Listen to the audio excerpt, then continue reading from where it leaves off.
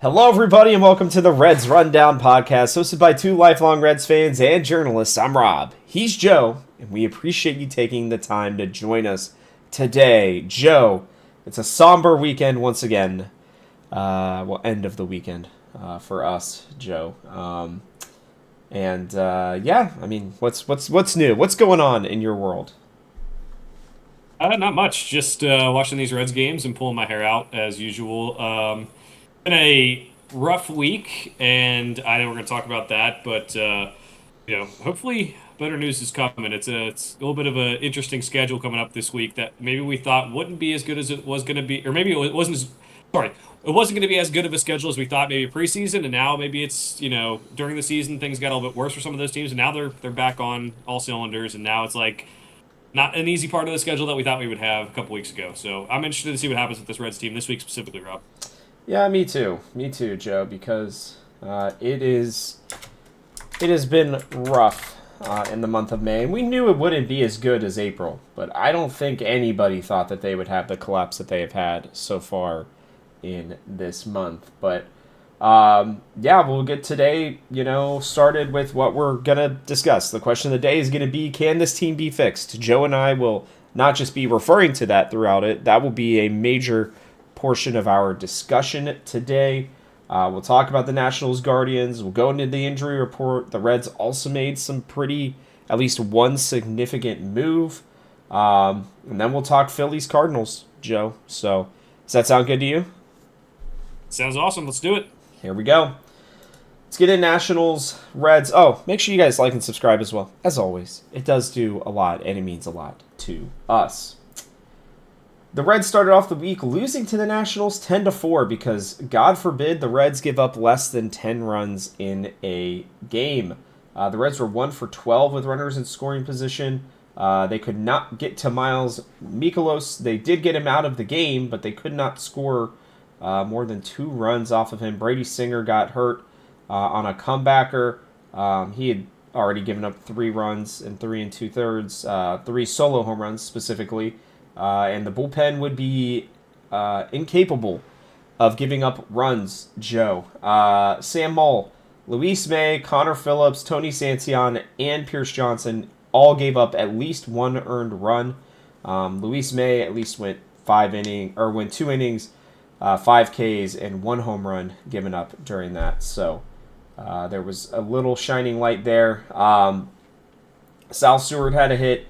The Reds had 10 hits during this game, but they, as per usual, could not hit with runners in scoring position. Everybody on the team, the first 6 hitters on the team all had at least 1 hit. J.J. Bleday continued to have an outstanding game or season. Sal had 3 hits. Elly had 2 hits. We'll move on. The Reds would then lose in heartbreaking fashion to the Nationals in extra innings. The Nationals would go up 5-1, or would go up early, excuse me. But the Reds would battle back. It would be a back and forth through most of it. Lodolo did not have his best stuff yet again. 4 innings, 6 hits. And this was actually, I apologize, the Reds went up 5 runs in this game, I remember.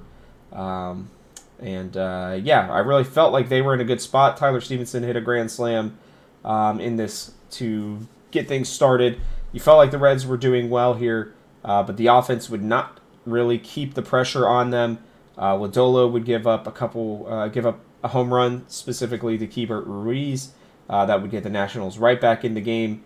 Antone would give up a run as well, and then Tony Santillan would come in and give up the 2-run home run with, I believe it was 2 outs at that point. The Reds would lose 8-7 in that game, even scoring 1 in the 10th, but being unable to get the tying run based off a fan, unfortunately, interfering with the Spencer Steer potential home run.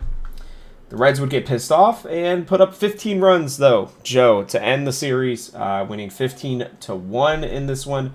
McLean would hit a home run. Bleday would hit 2. Dane Myers would hit 1 off of the the player, I think it was Joey Weimer, who was pitching. Chase Burns was excellent as always. He has truly become the Red stopper. 6 innings, 2 hits, 2 walks, 7 Ks. Luis May would give up the only earned run. Sam Moll and Connor Phillips would come in and get the rest of it done. But let's be real, Joe. This series sucked. The Nationals are an interesting team. I don't know if you saw this stat, but they have scored the most runs in baseball, and they've also given up the most runs in baseball. And yet, the Reds could only win 1 game against them because the pitching has been awful. The Reds did hit in this series. I mean, they put up 26 runs, which in most series for the Reds, especially even early on in the year, that would be more than enough for a sweep. But I don't know what to say. This bullpen has fully collapsed at this point, and you don't know what you're going to get each time they go out there. Yeah, I think that's the danger of what we talked about preseason, Rob. When you have a lot of guys who are, let's be frank, just good. There's no great arms in this bullpen. There's no elite guys in this bullpen. I think that's what you run the risk of. Pagan goes down. Pagan wasn't pitching good anyway, but he goes down. Everyone else has to take a step up. There's no elite guy to kind of hold you over. Santillan's struggling. Ashcraft had a bad outing this week as well. That's going to be in the next game, the next series. But there was a game, I think every pitcher gave up a run in this game. I think the first game of this series against the Nationals. That's what kind of stinks is like, yeah, I do think the bullpen, and they did show us that fully healthy and everything ready to go. They are, even not fully healthy, even when they had Ferguson out and everything, they were top bullpen in for a month. And that is not easy to do either. So bullpens are very volatile. They're season to season, month to month. And that's very frustrating for us. But again, it does lead to the roster construction we had of a bullpen, a lot of good solid arms, but not the elite stuff that we really need that can hold the tide, can get knock down some saves. We had some issues with some saves this week and locking those down. So that is roster construction. I'm sure we'll talk about that in a little bit. And the bullpen just really having a rough couple weeks here. Doesn't mean it's final, but these past couple weeks, it's been pitching and location and man, there are so many guys who cannot hit the strike zone. We already have tied the number of times we walked in a batter for the last like 2 years or something like that. Like it's bad. So bullpen's been bad. I'll also say we'll talk about him more later. Brady Singer was bad in that game 1. He's been bad all season long. Now he did get hit with that comebacker in this game, and then it obviously affected him in the next game as well that he started this week. But it's a guy that I do appreciate that he's eating innings, and there aren't really a lot of other options. We did sign Chris Paddock this week. He had a 7 ERA. Yes, he's on the chopping block as soon as they can get to a point where they have enough healthy pitchers. Brady Singer is, Chris Paddock obviously is. If he keeps on pitching well, though, we need that. But also you have Lodolo in his start here in game 2. He's struggling to come back. I'm going to hold out hope for him to be better. And the good news for this series, Rob, is Chase Burns is just electric. I think that there's still some hope here. And we'll talk about it a little bit, but Chase Burns is the start of that hope for this Reds team, I think, because he can be that stopper, he can be that ace, and he can hold things for a certain point. I don't know if we can afford too many more losses. Like, I don't want to go, if you go too many games below 500, they're 1 game above 500 right now. I don't know how likely it is to come back with such a tough division and having to go through 4 teams who are ahead of them in the standings, but Burns is keeping them right there. I will give a credit to this coaching staff. I know they get a lot of hate online, and I have a lot of things to say still about Chris Valleca and even Derek Johnson this week. I think just have to get pitchers who can throw strikes at this point. So they definitely need to improve. But in game 2 of this series, Rob, they did start with those lineup changes, and they really shook it up. They've started taking TJ Friedl out. They put Elly in the 2 hole. They Sal Stewart moves up to 3. They even give Sal Stewart some time off later this week too. I think that did really help. I mean, this is a team that was struggling to score runs. We've moved up to 29th in batting average out of 30. That's awesome. Great for us. That's amazing. But we did score some runs in this series. 15. I mean, we scored a decent amount in the second game. We scored 15 runs in the third game of the series, and we're starting to get guys who are hitting the ball higher in the order. And even like guys like Elly, who's batting third, moving up to second, he's just going to get more at bats. And if no one's getting on base for him anyway, and screw it, put him at 2, put him at 1. Sal Stewart, I think, had an okay week. He was slumping. I think he's starting to see it a little better. That we saw some things this week, and then Yeah, JJ Bleday moves up in the lineup. And it's very odd that a lot of the guys who are stepping up or have been moved up in the order are guys that we did not expect to be at this point, even a couple weeks ago. So I'll give the coaching staff credit. I do like that the lineup changed. I don't think it's perfect. I don't think it's easy to have a perfect lineup right now when not everyone's hitting, but I'll give them credit. I think that is, if you're looking for a bright spot from this series, Rob, I think the lineup changes are one, and two is just the constant of having Chase Burns, and that's going to be huge for us in the next couple weeks too. Yeah, and I think we'll look into that more when we get there. But I will tell you, I mean, Joe, the Reds scored at least 3 runs in every single game this week, and they scored 4 in every game other than one. So if you guys are looking for a bright spot, we'll be looking at them. That's one of them. Let's get into the Guardian series. I don't have much more to say about the Nationals one. Look, the Nationals. I guess here's what I will say: the Nationals are a better team than people are giving them credit for.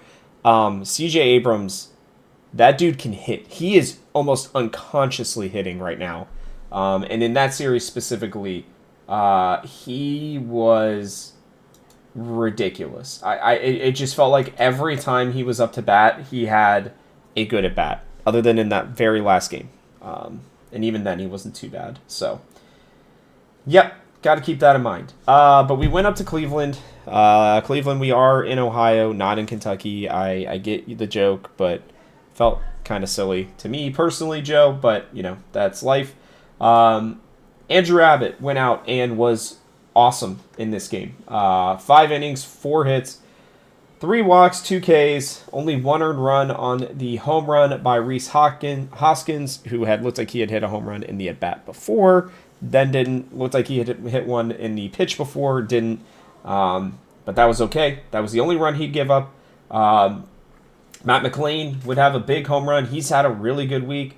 Elly continued to hit in this one. JJ Bleday had 3 hits. Spencer Steer had 2 hits. The Reds would put up 7 runs, but Graham would finally have his first, I would honestly say, truly bad game, Joe. It just looked like he could not find the strike zone. They should have gotten him out of there faster, in my opinion. It was, I mean, when you throw 8 straight balls, dude, like, sorry, but it's just a night that you just don't have it. And that's okay, especially for him, considering I think he's been one of our better bullpen arms. But Brock Burke would come in, and yeah, he'd walk a guy in, but he'd get the job done still. And TJ Antone would give up a run, but he would get the save as the Reds would win 7-6. It was good to see Captain Hook out there getting a save for this team, and it felt like things were kind of better.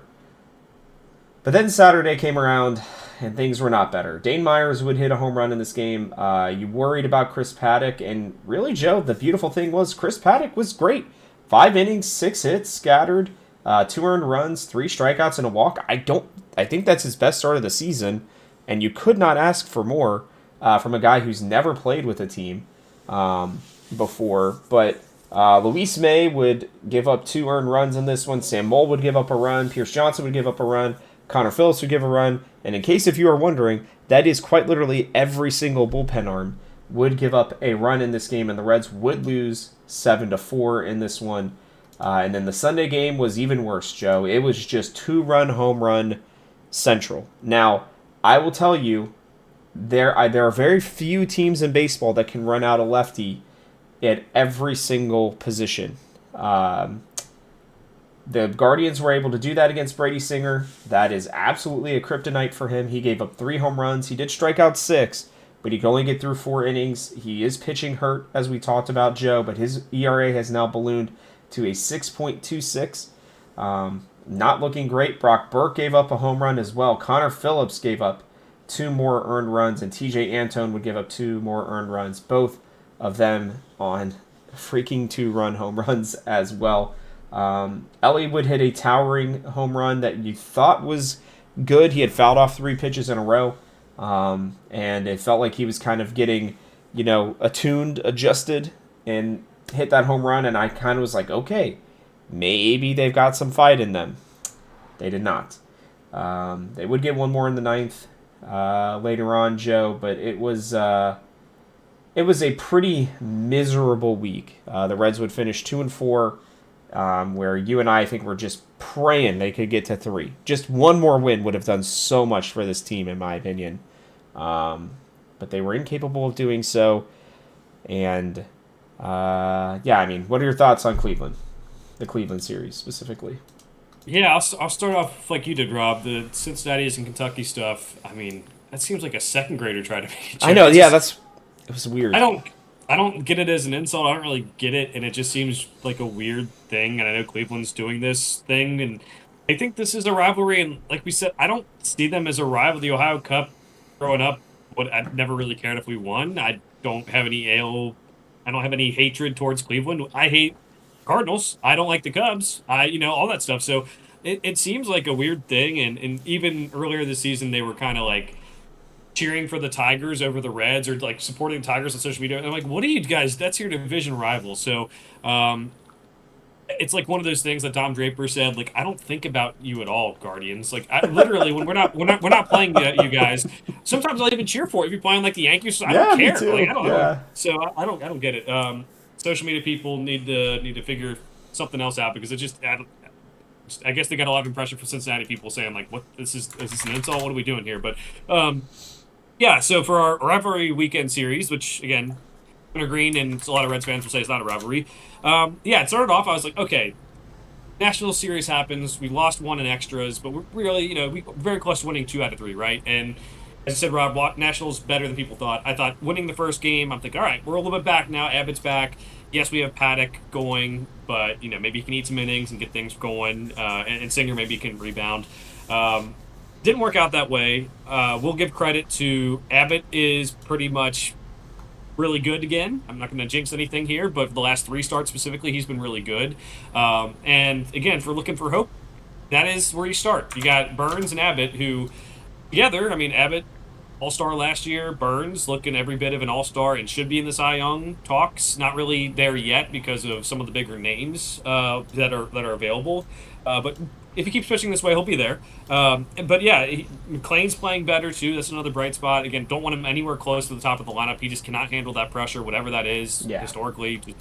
And also it helps the expectations too. I'll have expectations of Matt McLean if he's in the 2 spot, but if he's in the 8 or 9 spot or 7 or 8, whatever, my expectations for him go down. So and probably for himself too, and that's what takes the pressure off. So good last couple weeks for him. Last like 10 days or so for him has been really good.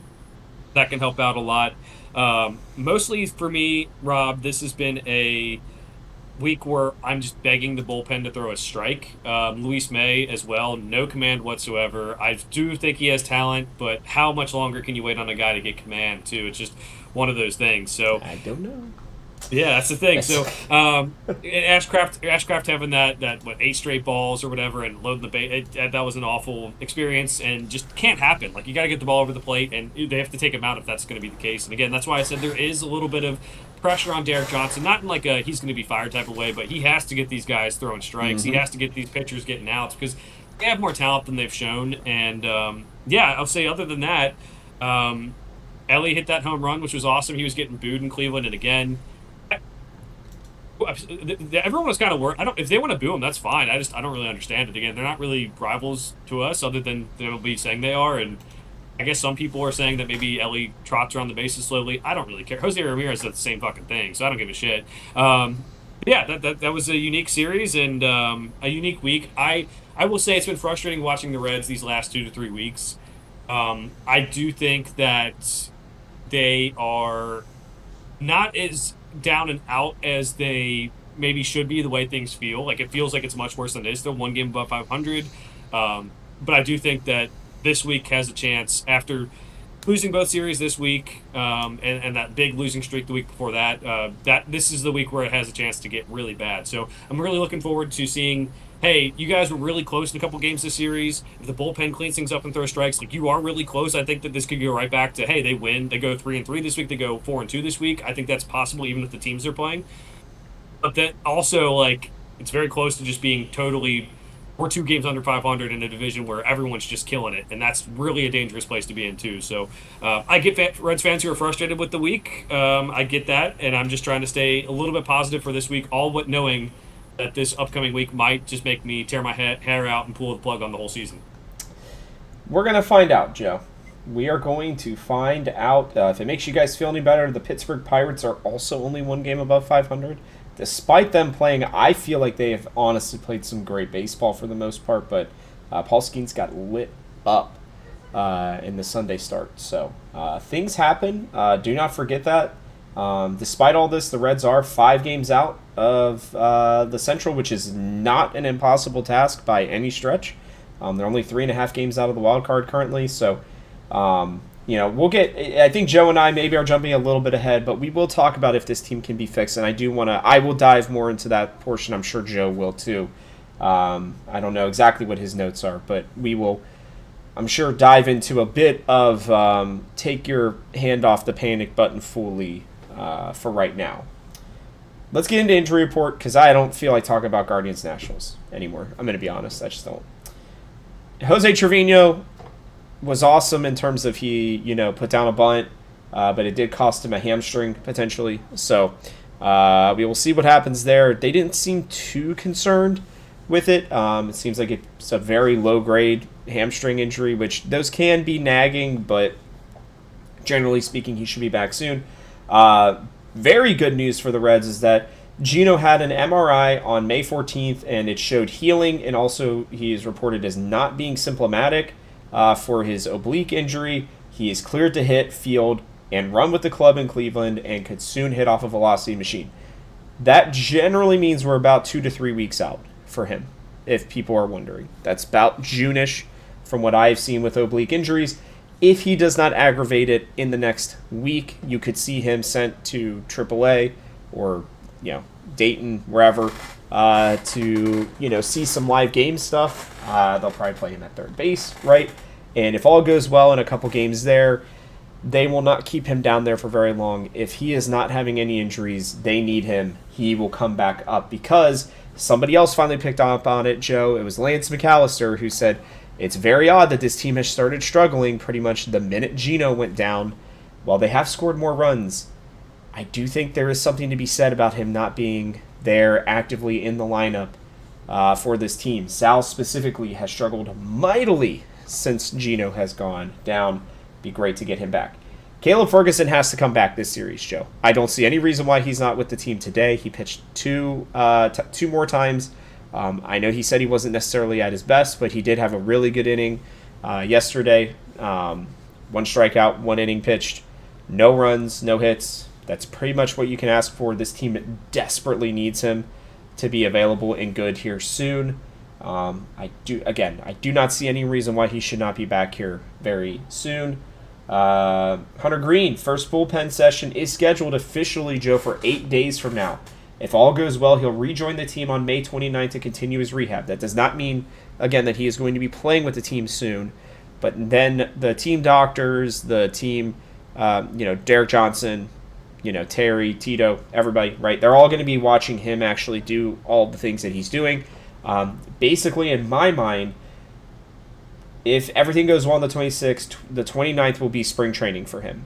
He will go through spring training, and then he will be back once that is done. I would imagine it'll be 2 or 3 weeks of him getting ramped up. Then he will go and he will probably pitch, and again, some minor league games. And then the hope would be that he's back by the end of June, Joe, in my opinion. I know a lot of people don't think so, but I think about a month-ish more of rehab, and I don't see any reason why they can't bring him back. I'm not trying to rush him, to be clear, but I do think that he can come back. Again, this is an injury, by the way, that is more like they took out stuff from his arm. He did not have a ligament that was reattached or anything that could, tear or anything, right? Like that's the thing. It's just about not putting pressure on the ligaments so that could heal, all of that kind of stuff, and giving him time to ramp up. So that's the hope. Again, Tarek Skubal is going to potentially come back in like a month, which would be insane.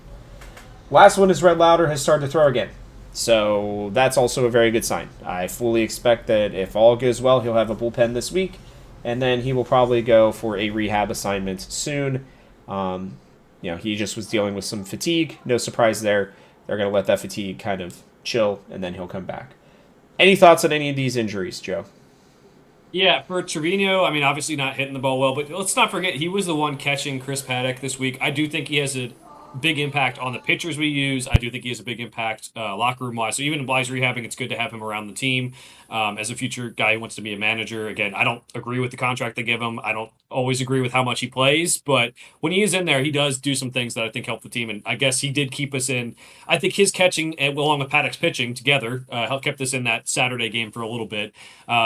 Gino, yeah, I'm still cool with being cautious with him. I think just with the oblique, one bad swing and you're right back to square one, and you do not want to do that. So I would expect to see him back soon, like you said. That would be really good. And right, I think everyone's picked up on that now where Gino being out of the lineup is hurt. I will say the lineup changes, and then you put Gino back into that because this week the offense has been good. That offense goes from bottom of the league to maybe we push up a little bit and get going. And again, the offense wasn't the issue this week, but if the pitching is going to be that bad, in the same way that the offense was that bad to start the year, something has to make up for it. And maybe Gino being back can get some home runs, get us some more runs on the board and figure that out. Ferguson being back would be good for this bullpen at this point too. Just another arm that we can trust. Hopefully, would be nice. And yeah, if Scooble's going to come back in maybe a month, I'm not saying it's the same thing, but I would say it's well within the world that Hunter Green could be back at some point in June, late June, and be pitching and hopefully be back to like full strength before the All Star break. And then when he gets a little bit break from the All Star game, hopefully the second half of the year we get our ace and pair him with the guys we have rolling right now, Burns and Abbott, and that's a really good pitching staff to start. And then yeah, Louder, I do think that he can add to that as well. I mean, just good start to the season, fell off a little bit at the end of before he got injured, and that kind of puts you back to where your strength was of the team, the starting pitching, and that would be really awesome to see and could really help, especially with all these guys possibly coming back when the schedule gets very tough right before the All-Star break. It'd be amazing. That's how you go on runs, by the way, is when your starting pitching is as elite as ours can be. That's it for injuries. A lot of them. The Reds have them piling up. We're not the Dodgers, so we don't have guys who would be number twos on other teams as our number 7 or 8. So that's just kind of how it goes. But the Reds transactions from this week, Joe. Rhys Hines, the biggest one that we will talk about here. Actually, we'll do the others real quick. Then we'll talk Rhys Hines. Luis May got sent down. Jose Franco got called up. PJ Higgins also got called up. And to make room for him on the 40-man, Rhys Hines, DFA, Joe. I think the Reds are done. I know the Reds are done. That's the only reason why they would do this. In my opinion, there are other people on the 40-man that I think that they would probably feel more confident that they could sneak through. Or not care as much about if they lost, in my opinion. To give you an example of that, let me see here. Who are some guys? Zach Maxwell easily could be one. Kyle Nicholas could be one as well. Leo Balcazar, potentially. Those are just some guys that I think that they could easily, kind of do that with. And they're not, Joe. They're just straight up not. They are saying goodbye to Rhys Hines. I fully expect that he will be traded in the next 4 to 5 days. I do not think that it will be something where he's just picked up or where he slips through. If he slips through, then great. But I would put that at a 5% chance or less. I would say the overwhelming likelihood is he is traded for cash considerations or a very, very low level, young prospect. Some guy who's 17 years old who you've never heard of who is a full-on lottery ticket. That would be about it for me. Yeah, I'm surprised too that they didn't DFA someone else. This is a surprising move. I will say the options to do it to someone else and keep him and keep on developing him would be nice. And he only has, I think I saw this on Twitter, Rob, 51. I don't forget who it was, 51 plate appearances. So that's what is concerning. Maybe there's, and for an organization, let's be honest, they give these players the longest leashes ever. We had to, how many years were we waiting for Drew Stubbs to kind of hit the ball? How long were we waiting for Billy Hamilton to hit the ball? That's what's frustrating. Now, I will say, he's 25 years old. In a couple months, he's going to be 26 in September. How often do guys really find themselves after that point? Very Not rarely. often.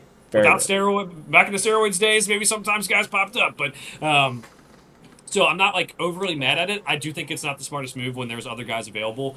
I do hope that he gets regular reps at the major league level to try to fix this problem wherever he goes next, whether somehow he slips through to us or whether it's someone else.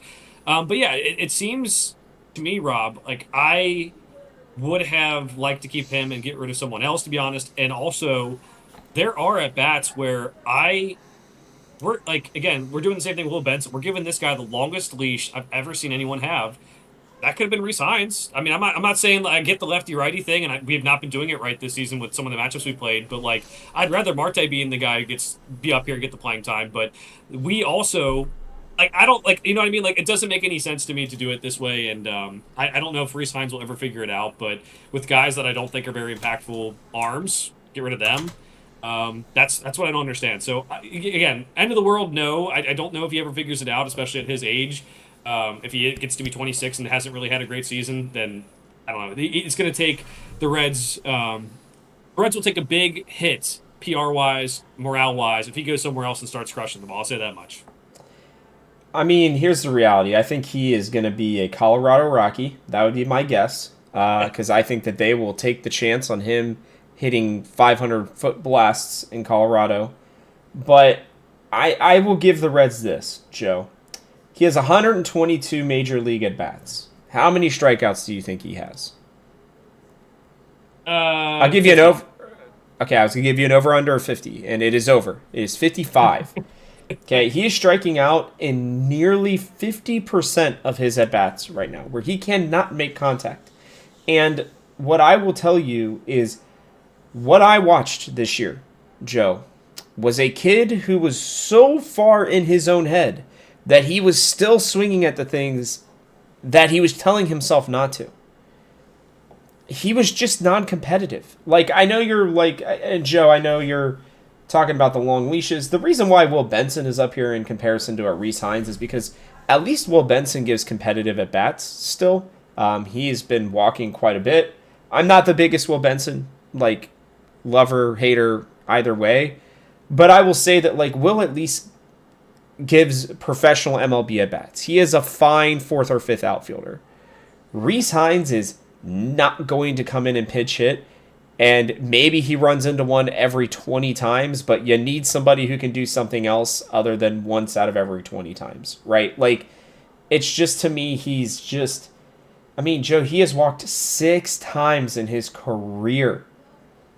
It's just really, really bad. And if you take out 2024, by the way, he has 76 at-bats and 49 strikeouts and 2 walks. That is some of the worst numbers that I've ever seen. I don't know that I've ever seen somebody, even like when Aristides Aquino fell off hard, they were not that bad of numbers. So it's not like Rhys Hines has all the potential and the talent in the world. It is up here. The man cannot figure out a way to make his body not have that innate reaction to a breaking ball that makes him want to swing. He has not found the ability to do that, and maybe it's because the Reds are not very good at, getting these prospects and helping to mold them into being the hitters that they need to be, right? That is very much a possibility for me. And it's not that I wouldn't like to see Rhys Hines be given another chance. A full, example of somebody who came up and was very productive for the Reds after the age of 25 was Todd Frazier, right? And he had not similar issues, but he had strikeout issues as well, but he came up and was obviously a very productive member of a very important run for this team. I mean, you saw his home run derby, I believe, if I remember correctly. So, I fully think that there are players, I'm never one who's just going to totally give up on somebody. But he has not done anything that has shown me the ability that he can give a professional at bat yet. Sure, he'll run into a double or a home run here or there. But Joe was even to the point where he didn't even hit a home run this time up. At least the last time, even though he batted 116, he had 2 home runs. This time it's abysmal. I mean, his OPS is a 379 this past season. So I don't want to give up on him necessarily either, but it has been, it's been really tough to watch. 9 hits in 76 at-bats, 2 home runs, 4 doubles, 2 walks, and I'll say it again, 39 strikeouts. Really Yeah. bad. Like I said, these guys, and again, there are outliers like Todd Frazier that figure it out after 25. And it's just few and far between because you're supposed to be starting your prime then, baseball wise. I mean, 25, 26. This is I would say we talked about it a little bit last week, but I would have liked, and I said this in the preseason, Rob, to trade some of these outfielders when we Mm-hmm. had so many and when the value Mm-hmm. was high. Mm-hmm. And again, I said it, so I know that Nick Kroll and these guys knew it too. That when we brought re-signs up, I said it will probably not work. There's a lot of it that seems like he is just a quadruple A player and he cannot adjust to the big leagues. If I knew it and he knew it, would we not have tried to trade him for another bullpen arm so we don't have to run Kyle Nicholas out there? Or so, you know what I mean? It's not like you're going to get a ton for him. I think other teams knew that as well. But that was where I was kind of coming from is we have these guys, and I want Marte still to be up here and playing, and I want I do Benson. too. I want Benson to be traded. I want Resigns to be traded. Whatever it is, I think we have too many outfielders, and it was just organizational malpractice. A lot of it by Nick Kroll with not trading when they had the surplus, but also I think with some of the guys they choose to play and how they play them and everything, and now you get into a point where we have maybe we never really saw this, Rob, but we have JJ Bleday as one of our best hitters, and he's on a tear, so we'll give him a little spotlight here. But we both thought he should have been on the opening day roster. He wasn't, and I was like, oh, well, he's not going to play every day. That's fine.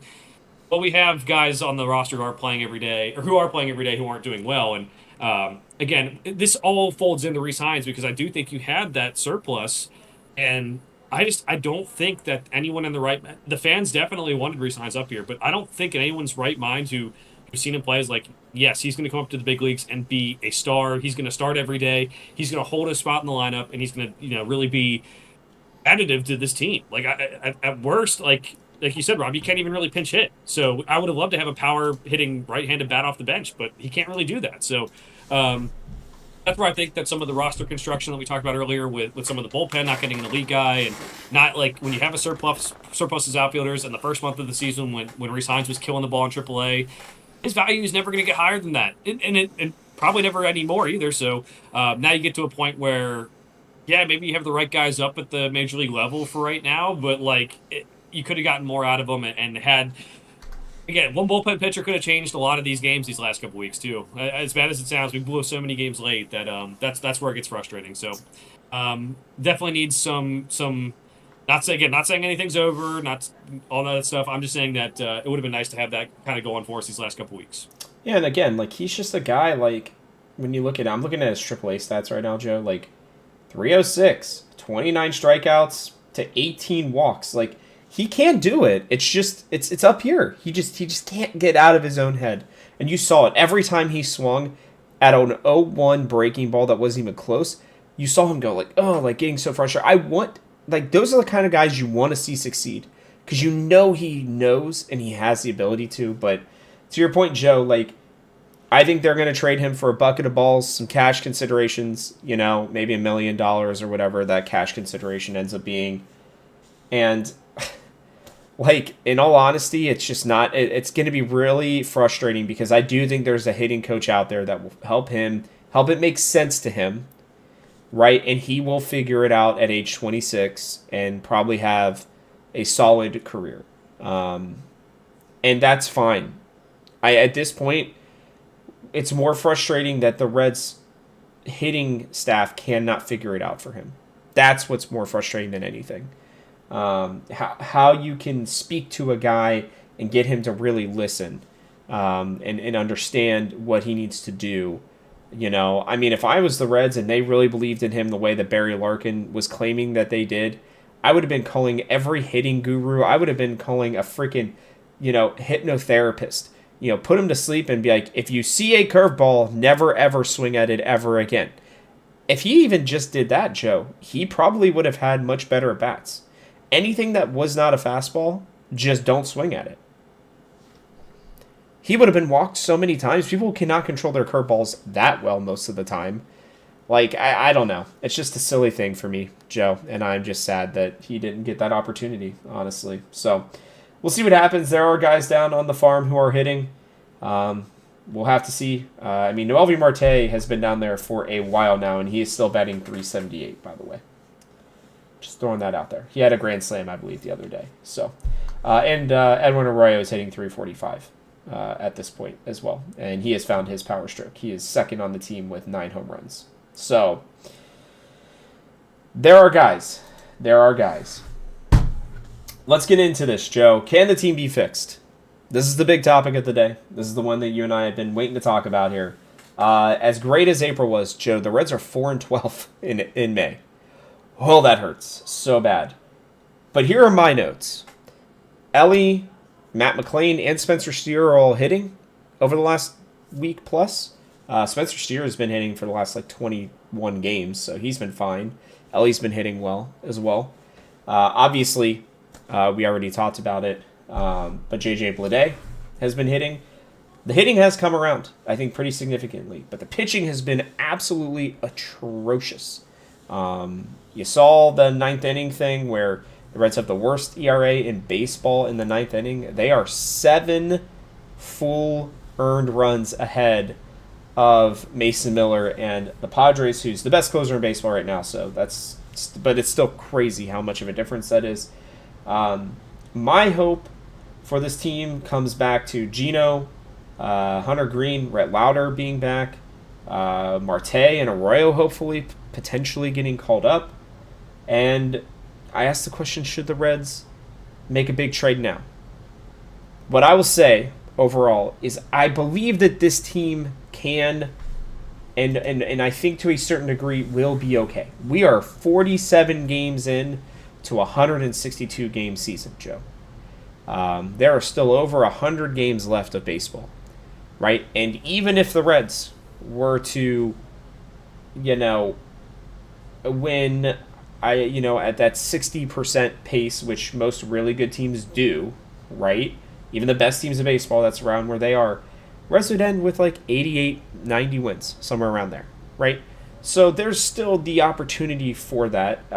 It has been depressingly bad lately. There's no doubt about it. If the Reds had even won 2 more games just this freaking week, they'd only be 6-10 in this month, and that is so much more manageable. If we're being honest, they would be 26-21 and would be vying for second place right now. But that is how it goes. So, Joe, I want to talk Reds fans down in the sense of it is still so early on in the season, right? The Philadelphia Phillies went on a 10-game losing streak, and they have found themselves, and they are a game above 500 again, right? Even the Mets, who went on a 12-game winning streak, are now only 6 games down, right? The NL is a very tough league right now, where you even have, again, the Nationals are in 3rd place right now in their division. They're only 4.5 out of the wild card. They have been hitting the absolute snot out of the baseball. The Reds have really still not played most of these bad teams, Joe. They have not played the Mets yet. They have not played, some of these just other generally bad teams in baseball. I'm feeling like they've got a shot still. But I do think that what I want to see from them is a resiliency that they showed last month, where every game they at least kept it close. And this bullpen has to step up, and I think that that's the number one step for me. Is the pitching has to be better. Guys have to throw strikes, and they got to stop throwing shit right over the middle of the plate when they can't throw strikes, because this bullshit of giving up all these home runs, especially on the road. It's not like they're just doing it in Cincinnati. They're doing it on the road too. They have to be better. You have to be better. And it comes down to me, it feels like we had a plan for pitching for these guys every time they came in to start the season. Now it feels like there is no plan when they come in. It is just, please, for the love of God, throw a strike. And the reason why they're giving up so many home runs is because they're getting behind in the counts. Then they have to throw a pitch over the plate, and then they get crushed.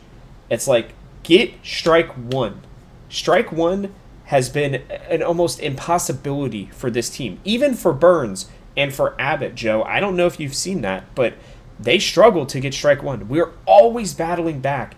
That's an extra pitch every single at bat, right? And if the guy goes through a lineup 20, like 27 guys, right? If you get their lineup that many times, that is a full inning of pitching just for not throwing strike one, right? To me, it is unacceptable. It is really bad, and I think it is the number one thing that needs to be fixed for this team to get better. Because here's the reality, Joe. We are in a position now where you're relying on a guy named Chris Paddock to start a couple games for you, and you have 3, 6, 9, you got 12 games left, including 3 against the Braves, and you've got. I actually think this is a really tough part of the schedule. The Phillies have figured it out under Don Mattingly. The Cardinals have been way better than everybody expected. The Mets are fighting for their lives right now. And the Braves are arguably the best team in baseball. It's got to be now or never, in my opinion. Because otherwise, this team is going to win 3 of these games, maybe 4 at most. 1 in each series. And they will be out of it, in my opinion, Joe.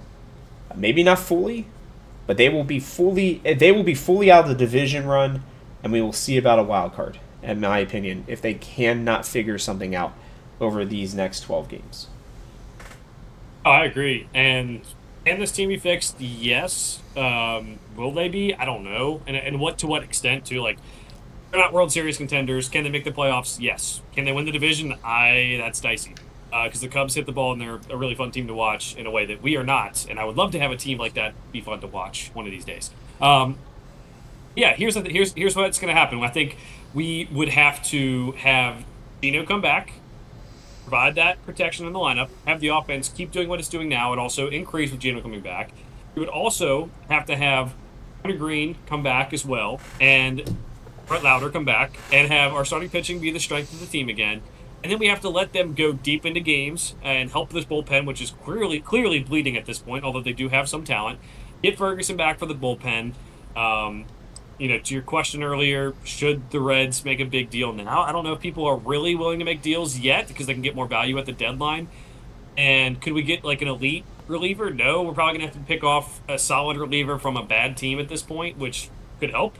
But that's what I would say is, this team can be fixed. This week is really important against the Phillies and the Cardinals. I would say 500 at least, or else you're really starting to get to the point where it's not very comfortable.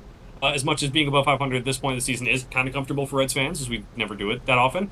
But yeah, that's what I would say is, it's going to take all those things happening, all those things going right, and that's what you have with a small market team. You don't have these fixes like you said earlier, Rob, with the Dodgers, where it's just like, oh, one guy goes down, we're fine, we'll be good. We got 2 pitching staffs, we got a million hitters, we're good. It would be nice to have that. It is, I think, very doable, and I think if they keep on tweaking the lineup, they can twerk the lineup too. Yeah. We saw Tito Speedo out there on Mike Napoli, so maybe that'll work. I think if they keep on tweaking the lineup and have Will Benson out of the leadoff spot, I would say move Steer up and have Elly, then Steer, and then Stewart for the time being, just because while Gino's out, and then you can readjust when Gino comes back. That'd be really cool because Steer's hitting the ball. Again, McLean's hitting the ball. I don't want him near the top of the order. I want him just to stay comfortable and keep on hitting, and I don't think the best way for him to do that is moving him back up the order. But I think Steer's a guy who could do that, and I do think this is fixable. You can bring up Arroyo, you can bring up Marte. I think that would be good additions to the team, and I think there are ways you can get them playing time.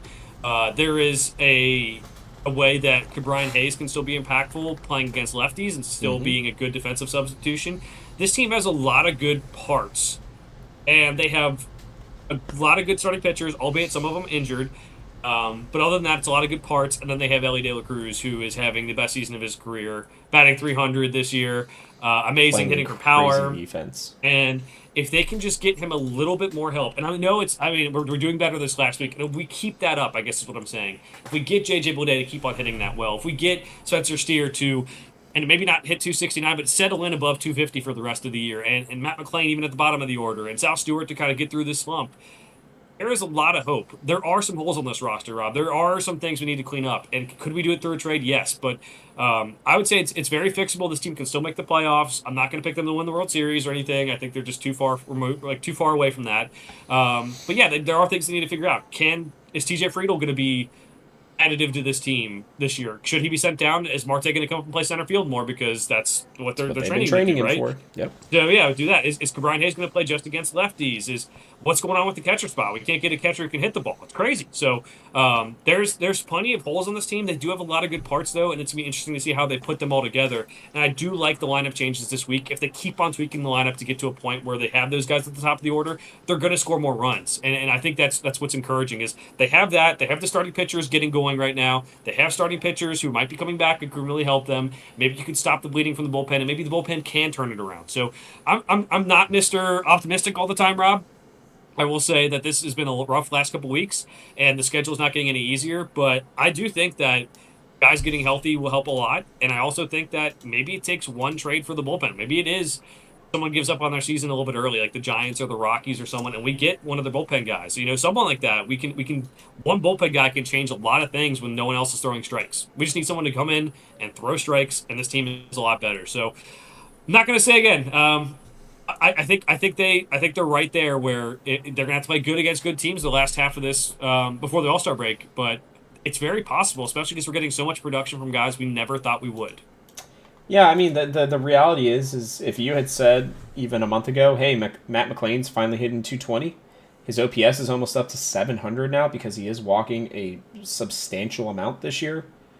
And he's playing good defense. He's got a positive WAR, by the way, Joe. Last I looked, Mhm. so that's good news. Spencer Steer, I've always felt like he's a 270 hitter. He has finally gotten back up to that after an atrocious start. Like you said, Bladay's hitting. Nathaniel Lowe had an RBI single. Don't look now, but Blake Dunn's hitting 316. He's 6 for 19. Um, he's he's doing things right now. He's already got 2 more hits than Reese Hines, and 14 less at bats, and 1 more home run, by the way, than Reese Hines did. So, it's like there are pieces, and like Arroyo is right there, man. I'm telling you right now, guys. Like, I don't know what they're gonna do with him, but they cannot keep him down the whole season if he keeps hitting this way. Like you said, same thing with Marte. I fully expect he will be with this team very soon. There's a reason why they are playing him in center field in my mind. I said it last week. I'll say it again. He is learning center field so that he can be an I can play anywhere in the outfield guy, and they just want him to come back here for his bat. Guys, it takes a 5-game win streak, which is so modest. Every team, basically, every season has 1 or 2, sometimes multiple 5-game winning streaks. Good teams have a few of them throughout the season. All it takes is for the Reds to catch the Phillies by surprise and expose the Cardinals as the frauds that I believe everybody thinks that they are. Even when you look at their stats, it's still shocking that they are playing as well as they are. That's literally all it takes, Joe. You win 5 of 6 somewhere, right? You win 6 of 8. And the next thing you know, the Reds are, 5, 6 games above 500 again, and everybody's like, oh, the Reds are a really good team, They can be that. But like you said, I think the number one thing starts with throw some fucking strikes. I have not dropped an F-bomb in a long time, Joe, on this show. But that is the most frustrating thing. I do not care if you get lit up. At least you're throwing strikes. If they're going to lose games because they are walking guys too much, that's when I can't get it. I just can't understand it. Like, especially bullpen guys. You are going into the fire knowing every single game that is what is going to happen. You are going to go in with runners in scoring position. You are rarely going to get clean innings sometimes. Just go in and get the job done. Stop being so afraid of these guys who don't matter in these lineups too, man. My God. It is like 8, 9 hitters up 4 straight, balls. And it's like, dude, come on. Take a little bit off. I know all of these guys are flamethrowers for the most part. That's awesome. One of the guys who's not is Sam Mullen. He's probably thrown the most strikes out of anybody, and last year he couldn't hit the broadside of a barn. It's just, Derek Johnson's got his work cut out ahead of him, but he needs to just take it one pitcher at a time, one day at a time, start fixing each of them. Next thing you know, it's very interesting, Joe, that it's like when this team has their head chopped off right from their top position, right? You lose Hunter Green, the starting pitching staff was shaky at times, but the young guys don't know that, so they've kind of figured it out, right? When Gino went down. The lineup really went down, even worse for a little while there, right? You lose Pagan, and it's like this bullpen forgets what their roles are, and they don't know what to do. Somebody, like, I don't know if it was just that they just expected that Pagan was there at the end of the game, so it didn't really matter as long as they just did their job. I don't know what's happening, but the mentality has to change, and the expectation has to change, especially for the starting rotation and for this bullpen, which should be a strength for this team. And if they can do that, I really genuinely believe that you will see, some 7-3 runs here, multiple of them for this team. And if you do that for 3 or 4 straight weeks, Joe, you are 100% back in this in a very significant way. No, I agree. And again, it's tough. Sometimes we do play up and down to our competition as the Reds. So I'm not saying this week can't be it. We can beat the Cardinals. I think the Phillies are a little bit tougher the way they're hot and the way Schwarber is killing the ball. I think he has 20 runs, so many, 20 home runs, and he hasn't had any in the last 2 days, and the Phillies fans are freaking out. It's like crazy. But this is a team that, there is talent. There are parts. There's one star position player wise, where Sal is maybe a developing star too. We'll see how he bounces back from the slump, and I think that'll be a big thing, whether it's Gino behind him or not. We've got to figure it out. I do want to see. You mentioned bringing up Edwin Arroyo, and yeah, I think he might be on a slower timeline than Marte because they don't know where they're going to play him. There really isn't a spot for him. Even if you say Brian Hayes is going to play just against lefties, I mean, Sal plays third then, and Lowe's playing well at first, and Steer at first, so it is hard to find a spot for him. Is actually hitting. Yeah, McLean's hitting now. So, and one injury changes that. Maybe Arroyo comes up, but until that happens, maybe he's down there. But I mean, we're getting to the point now where TJ Friedel's been giving 40 games of figure it out, man. And I love TJ Friedel. I love what he's done for the team. He's a leader. But I'm not saying no to a platoon center field of Dane Myers against lefties and Noelve Marte against righties because of Marte's reverse splits, right? And whether they'll do that, I don't know. But you have those guys there. You have Balde in the outfield. Again, I'm not the biggest Benson guy this year. He could be on the bench, but I would rather play Marte and Dane Myers in center and Balde as much as we possibly can, and Steer in the outfield more, and maybe Marte more for Steer if Steer moves to first base, whatever. That is a quick fix to a problem that I think could be giving you lasting results too. And as much as I like TJ Friedel, out of all the guys on the team, I think I want him to be the most successful. I want him to be.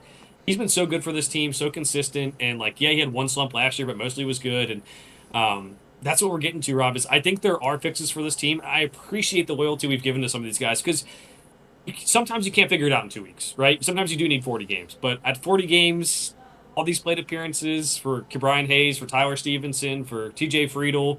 Matt McLean's kind of bounced back, so he's kind of given that second life now, right? But those guys really haven't. So that's going to make you at least limit their playing time, if not send them down, if not get rid of them, whatever you want to do. That's something that I think for all of them, you just kind of have to consider. So I hate it. I hate talking about it, but if you can promise me Dane Myers, the way he's playing this year, especially way better than I ever thought, to be honest, and then Marte comes up and plays against righties in center field, I like that platoon center field, Rob. I know he hasn't played a lot of center field, but I like that platoon. I mean, if TJ Friedel settles into the Will Benson role in the future, I'm okay with it. Mm-hmm. Just to be honest. We'll see. Yeah. We will see. I think that is absolutely where it could end up being, and I love Will Benson too. It's really hard. They're good guys. They work hard. They play hard. But there does come a point where you have to win, and you can't just love the guys because they're good guys. Let's move on, Joe. It's time. Upcoming games. We got Phillies Cardinals. We've been talking about it a lot. Here's the deal. Here's the rub, Joe. This is arguably the best opportunity for the Reds. And I'm going to explain why here in just a second. You're going to see it as I say it to you, Joe. Nick Lodolo will go against Andrew Painter. Chase Burns will go against Jesus Luzardo. And Andrew Abbott will go against Aaron Nola. Let me read you the ERAs of the guys that we will be playing for starters. Andrew Painter has started 7 games this year. He has only pitched in 37 innings pitched. Okay? He has 34 strikeouts to 12 walks. Doesn't seem too bad. But he has given up 26 earned runs, 7 home runs. He has a 1.59 whip, a 3.12 batting average against, and that is good for a 6.21 ERA. It's not like this guy's just coming back like Lodolo is, and he's had 2 starts. This guy has had plenty of time to figure it out. So has the next guy, who was it Luzardo? Yeah, it was Luzardo. They gave him this nice contract, and he has given them 9 games of 49 innings pitched, 13 walks to 61 strikeouts, which is good. But his whip is bad, 1.33, with a 270 batting average against for a 5.07 ERA. The final one is Aaron Nola, the former Cy Young candidate consistently. Again, 9 games started. He has 30 earned runs given up, the most on the team. He has given up 9 home runs, 18 walks to 46 strikeouts, 1.55 whip, which is atrocious, and a 293 batting average against. This team can hit. That's why it's imperative that the Reds figure out their pitching. But this team also cannot pitch, Joe. They've got 2 really good starters. The Reds are dodging them. They do have Johan Durand, who is pretty good. If you get to the very back end of their bullpen, it's solid. But their front end of their bullpen and middle areas are not very good.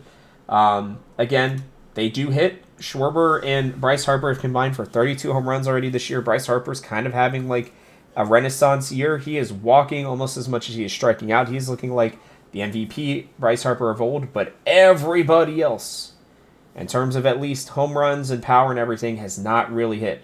Brandon Marsh has been hitting for average, which is great.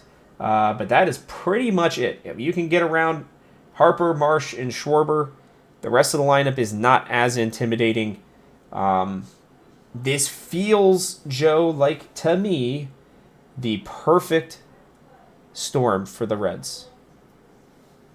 Yeah, this Phillies team, very good. They did bounce back very well after starting the season slow. That's something to be expected. That NL East is a beast, man, especially with the Nationals being better than expected. If the Mets can put things together the way their talent says they are, that's, I mean, again, our division's doing great right now, but it might be the East we're talking about at the end, or the West, honestly, too, at least with 2 or 3 of the teams in that division. This is as you said, Rob, it's a good team, but it's a matchup that I think the Reds could handle, albeit talking about a team that's won 4 games this month and playing very badly in a lot of ways.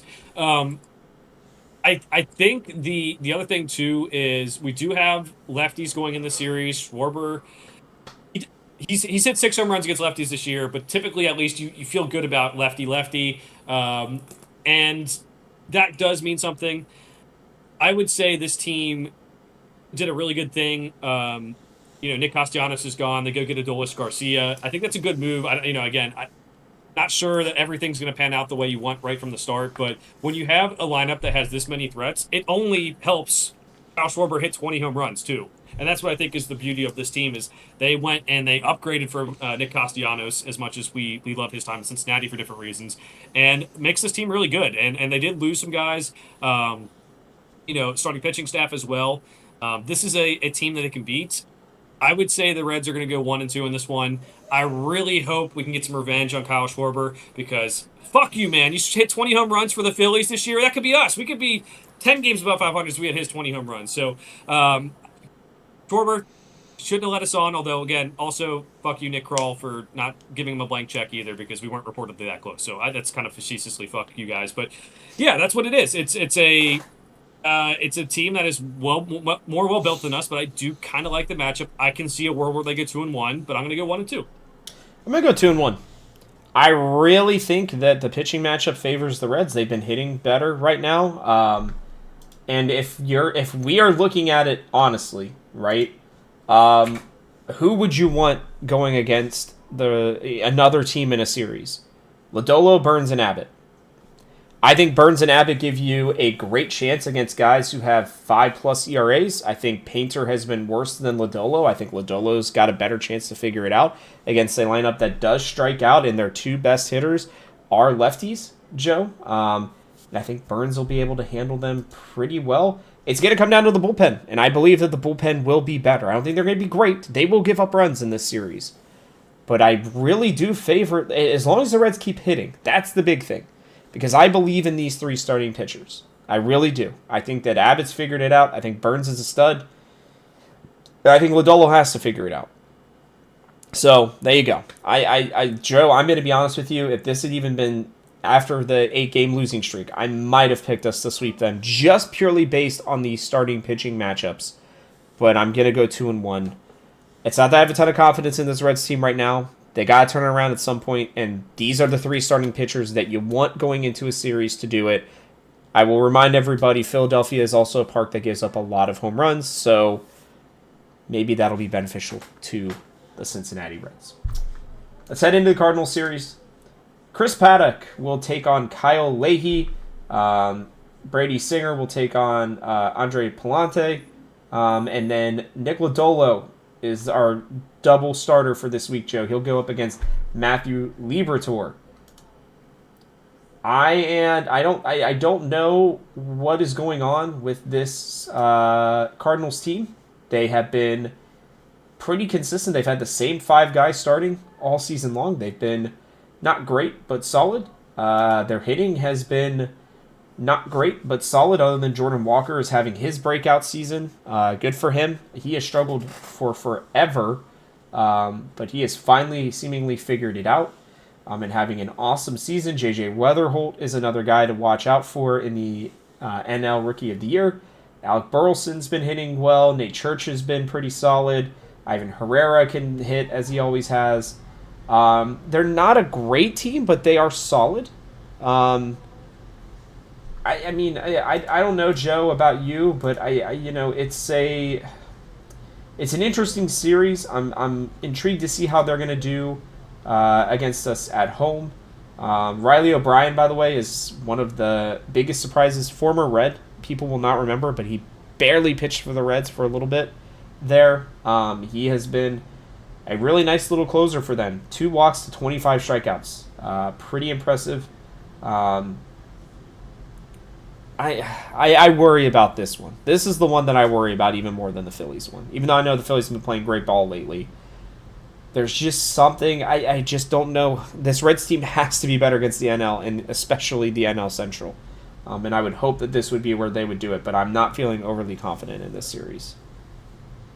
Yeah, I understand after how things have gone this last little bit and how we've done against the division and the fact that it's the Cardinals. And yeah, I'm very jealous of how they're playing. I'm very jealous of their player development. Like you said, Jordan Walker panning out this year, having the best season of his career. Similar numbers to Elly De La Cruz. A little bit better numbers than Elly De La Cruz even, but he's killing it. And out of their 7 qualified hitters, the lowest batting average is 233 by J.J. Weatherholt, and that's just a guy who has a 2.2 WAR, just casual 2. That's casual. Our best WAR. That's our best. That's Elly De La Cruz WAR. So that's great. This is a team where I don't like the team, but I like a lot of the parts they have. Jordan Walker figuring it out, Weatherholt stepping in, Mason Wynn, who maybe not having his best season, but I do think he's very, very good. 1.4 WAR for him. A lot of guys outside of those that I named that are just like guys we did not expect to get this much production out of them. So that, on top of the fact, Rob, you kind of alluded to it, very healthy team. Lars Nootbaar's hurt. Other than that, they're perfectly fine. Same 5 starters. No one's been hurt, really. It is a very healthy team, and they're taking advantage. That does matter, and they're taking advantage of that. So that, along with, I would say, a little bit below average bullpen. Their starters are kind of figuring things out. All 3 starters we're going to face are right around a 4 ERA this series. There is a lot of potential on paper for this team, the way we think of them in our heads, or at least the way we thought of them in our heads before this last little stretch, that I would say 2-1. But the way they've played, I can't trust our bullpen. Even if their bullpen's below average, ours is worse right now. And, our hitting is better, but better, not better than theirs, but better than it has been. But I don't know if it's enough to get over the hump. And I think this is a really tough week. I'm going to say 1-2 again, and that puts us at a point where I would say that our season is on the line in the coming weeks after that if it gets to be 2-4 this week. Yeah, I don't know what it is, Joe. Because this team just doesn't make sense. Maybe it is devil magic. It's very possible with them, but they are able to get the most out of their players. But there comes a time where people make adjustments. And we have had enough at-bats for them. The Reds generally have 2 teams that they're good against in the Central and 2 teams that they're bad against. They're 1-8 or 1-9, something like that, against the Pirates and the Cubs so far this season. It's got to be the Cardinals and the Brewers then. I don't know how. But the Reds have actually been pretty decent against the Cardinals. They have not held the magic over them. I think Walker hits a home run in this series. But I think the Reds go 2-1. And I can't explain why. I genuinely just can't. I'm going with a gut here. Maybe Chris Paddock, all he needed was a change of scenery. And he has another good start. Nick Lodolo figures it out against the Phillies. Has another good one on Sunday. I'm going to just take us 2-1 because we need it. And let's be real here. If the Reds are able to do that, that puts them at 28-25. And I think we're feeling a little bit better about the Reds season at that point. They gotta, like you said, they play up and down to their competition at times. If this bullpen can just be okay, not great, not even good, just okay, I think that they can hit their way and have the starting pitching do enough to get them to 4 wins this week. And that's what I'm going to go with. So, there you go. I mean, the Reds have won 4 out of their last 10 games. So, compared to the 0-8 stretch that we had, they are on fire right now. So, we'll see how it goes here, Joe. But that's where I'm at with it. So, yeah. Let's wrap this up, Joe. What are your wise words? What fun facts do you have for us this week? Yeah, so I do think we need some culture change here, Rob. They said it's a different sports talk here, but SGA won the NBA MVP, and he talked about how much the culture has produced those MVPs with Russell Westbrook and Kevin Durant and him, and I would love to have some of that culture. I saw that and I was like, can one of my teams be the, and they won the title last year, so that's nice. But that was one thing I thought about the Reds even though it had nothing to do with the Reds at all. Saw on Reddit by a user named Dudu Duterte, Brian Hayes has some power, but he's hitting it to the wrong part of the field. He's hitting all of his deep fly balls to center field, Yep.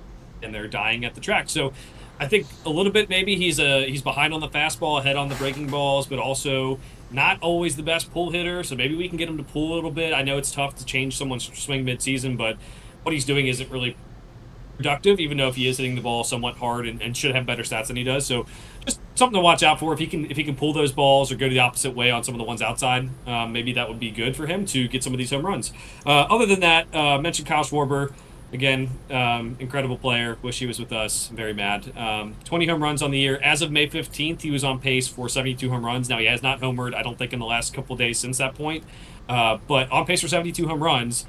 He had more home runs in this season than just about anyone else who has gone on to have a big home run season. So like the Barry Bonds 73, Aaron Judge's 62, all that stuff. So while I am very mad at him right now for not signing with the Reds, it is incredible to watch. And at least if he gets like 3 home runs this series, maybe we'll be seeing history, even if it does come at our expense. So fun. 3 solo home runs, 1 in each game. The Reds win all 3 because that's the only runs they get. I'm fine with it. I will say it is interesting that you wait. What was your second point? Remind me real quick. I had a thought on that. Oh, Brian Hayes hitting it to center. Okay, the Reds in general have also had this problem. The Reds have been hitting it to the bigger parts of the ballpark almost all season. Somebody else made a post about that on Reddit recently as well. So maybe all the Reds need to do is start pulling or letting the ball travel a little bit more, and we'll see. Maybe they just pop off. Maybe we put up 30 runs. 10 in each game against these Phillies. That'd be pretty sick. I'd be happy with that.